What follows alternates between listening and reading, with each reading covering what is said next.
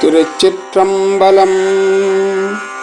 விசுவாவசு தமிழ் வருடம் மார்கழி மாதம் நாள் 26/10/2026 சனிக்கிழமை ஸ்ரீ மாணிக்கவாசக பெருமான் அருளிய திருப்பள்ளி எழுச்சி பாடல் 6. பப்பர வீட்டிருந்து உணருமின் அடியார் பந்தனை வந்தருத்தார் அவர் பலரும். பப்பர வீட்டிருந்து உணருமின் அடியார் பந்தனை வந்தருத்தார் அவர் பலரும். மைப்புரு கண்ணியர் மானுடத்தியல்பின் வணங்குகின்றார் அணங்கின் மணவாளா. மைப்புரு கண்ணியர் மானுடத்தியல்பின் வணங்குகின்றார் அணங்கின் மணவாளா. செப்புரு கமலங்கள் மலரும் தன் வயல் சூழ் திருப்பெருந்துறையுரை சிவபெருமானே. செப்புரு கமலங்கள் மலரும் தன் வயல் சூழ் திருப்பெருந்துறையுரை சிவபெருமானே.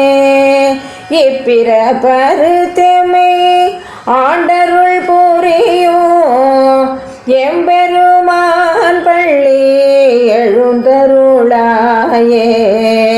இப்பிற பருத்தமை ஆண்டருள் புரியும் எம்பெருமான் பள்ளி எழுந்தருளாயே எழுந்தருளாயே.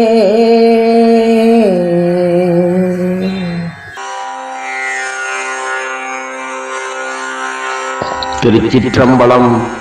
ஸ்ரீ மாணிக்கவாசகர் அருளிய திருப்பள்ளி எழுச்சி பாடல் 6. அப்பற வீட்டிருந்து உணரும் நின்னடியார் பந்தனை வந்தறுத்தார் அவர் பலரும். மைப்புரு கண்ணியர் மானுடத்தியல்வின் வணங்குகின்றார் அணங்கின் மணவாளா. செப்புரு கமலங்கன் மலரும் தன்வயல் சூழ் திருப்பெருந்துறையுரை சிவபெருமானே. பிறப்பருத்தம்மை ஆண்டருள் புரியும் எம்பெருமான் பள்ளி எழுந்தருளாயே. பதங்கள் தோறும் நின்றாய் என்று தொடங்கிய சென்ற திருப்பாட்டில் சிவபெருமான் தங்கள் மன மாசுகளை களைந்து தங்களை அடிமை கொண்டு ஆட்கொண்டருள வேண்டும் என்று குறிப்பிட்ட ஸ்ரீ மாணிக்கவாசகர் இத்திருப்பாட்டில் அடியவர்கள் இறைவனை வழிபாட்டினால் அடைந்தனர். யானும் அவ்வாறே தொடர்வேன், எனக்கும் அருள் புரிய என வேண்டுவார் முதற்கண். சிவபெருமானை புகழ்ச்சி சொற்களோடு முன்னிலைப்படுத்த எண்ணி அணங்கின் மணவாளா என்றார். உமையம்மையின் கணவனே என விழித்துள்ள உண்மையை சற்று ஆழ நோக்கி ஓர் உயரிய உண்மையை உணர வேண்டும். ஏனெனில் இதில் தமிழ் பண்பாடு அமைந்துள்ளது. இறைவன், இயற்கை, பெண்மை இவற்றை போற்றுவதென்பது தமிழ் பண்பாடும் மரபும் ஆகும். இறைவனின் தோற்றப்பொழிவு இயற்கையில் ஒளிவிடுகின்றது. எங்கெல்லாம் அழகு கொழுவிட்டிருக்கின்றதோ அங்கெல்லாம் இறைவன் திருக்கோயில் கொண்டிருப்பதாக நம் முன்னோர்கள் கருதினார்கள். திருமுருகாற்றுப்படை இத்தகைய இடங்களை பட்டியலிட்டு கூறும். மூன்றாவதாக பெண்மையில் இறைவன் அருள் உள்ளதை காணலாம். கடவுள் எங்கும் இலங்கினாலும் தாயை படைத்து அவளிடத்தில் அளவற்ற அன்பையும் படைத்திருக்கின்றான் என்பர். இத்தகைய பெருமைக்குரிய பெண் பிறவியினை சிறப்பித்து பேசுவது தமிழர் மரபாகும். மங்கையராக பிறப்பதற்கே நல்ல மாதவம் செய்திடல் வேண்டுமம்மா என்பர் கவிமணி தேசிய விநாயகன் பிள்ளை. ஏனெனில் அவர் பங்கைய கைநலம் பார்த்துதான் பாரில் அறங்கள் வளரும் அம்மா என்று மேலும் குறிப்பிடுவார். உமையம்மை அறமளர்த்த நாயகியாக திகழ்கிறார். சிவன் அளித்த இருநாழி நெல் கொண்டு காஞ்சிபுரத்தில் காமாட்சியாக கணக்கற்ற அறங்களை இயற்றினாள் என்று நூல்கள் கூறும்.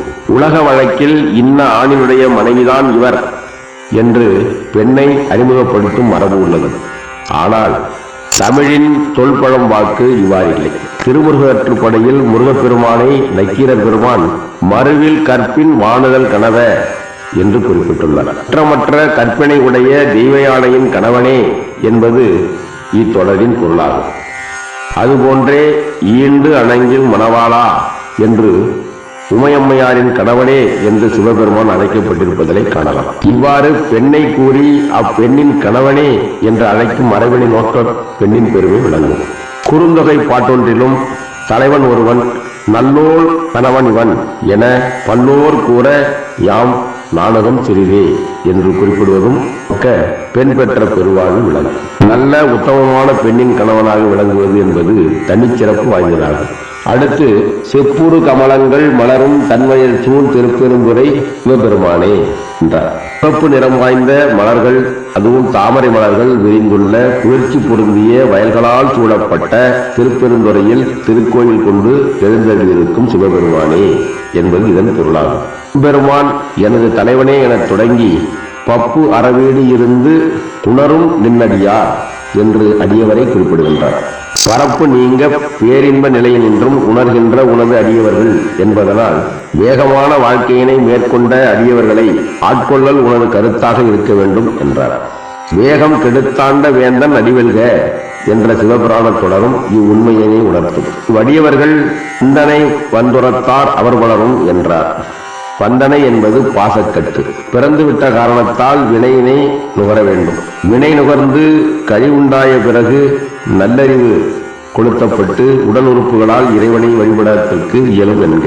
அப்போதுதான் பாசக்கட்டறுதல் என்பதும் நேரும். மைப்புறு கண்ணியர் மானுடத்தேல்வின் வணங்குகின்றார் என்னும் தொடர் மையின் தன்மை சூழ பொருந்திய கண்களையுடைய குலமகளிரும் அறிவுடைமைக்கு அறிகுறியாகும் சிறப்பினால் சிவனை பணிகின்றார்கள் என்னும் பொருள் கொள்ளும்.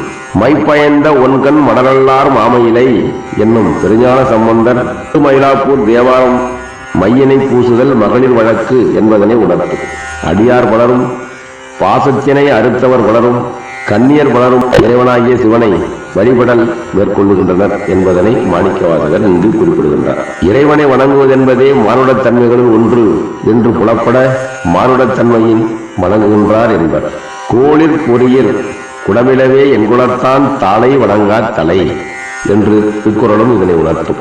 இறைவன் உடல் உறுப்புகளை படைத்திருப்பதே அவ்வுறுப்புகளை கொண்டு அவனை வணங்குவதற்கே என்பர். அலையே நீ வணங்காய் என்ற தேவார திருப்பாட்டாலும் இவ்வுண்மையை நாம் உணரலாம். கற்றதனால் ஆய பயனன்கொள் வாளறிவன் நற்றால் தொழாரெனின் என்ற குறளும் கடவுளை வணங்குதலே கற்றதன் சிறப்பாக அமையும் என்பர். மனிதர் அறிவுடையோர் என கருதப்பட வேண்டுமானால் அவர்கள் தீயன செய்தும் நெஞ்சில் கருதாமல் இருக்க வேண்டும் என்பர். செப்புறு கமலங்கள் மலரும் தன்வயல் சூழ் திருப்பெருந்துறை வரை சிவபெருமானே என்று இறைவனை குறிப்பிட்டு இவை ஆண்டு இப்பிறப்பறுத்து அருள் புரிய வேண்டும் என்று வேண்டுகின்றார். எங்களை அடிமை கொண்டு நாங்கள் பெற்றிருக்கும் இப்பிறவியினை ஒழித்து எங்களுக்கு அருள் புரிவீராக என்று விண்ணப்பித்து இறுதியாக எம்பெருமான் பள்ளி எழுந்தருளாயே என்கிறார். தம்மை அடிமை கொண்டு பிறவி வேரை அறுத்து புவியில் மீண்டும் பிறவாமற் காத்து அருள வேண்டும் என்பதனையே இத்திருப்பாடல் உணர்த்துகின்றது. தென்னாடுடைய சிவனே போற்றி, எந்நாட்டவர்க்கும் இறையே போற்றி போற்றி.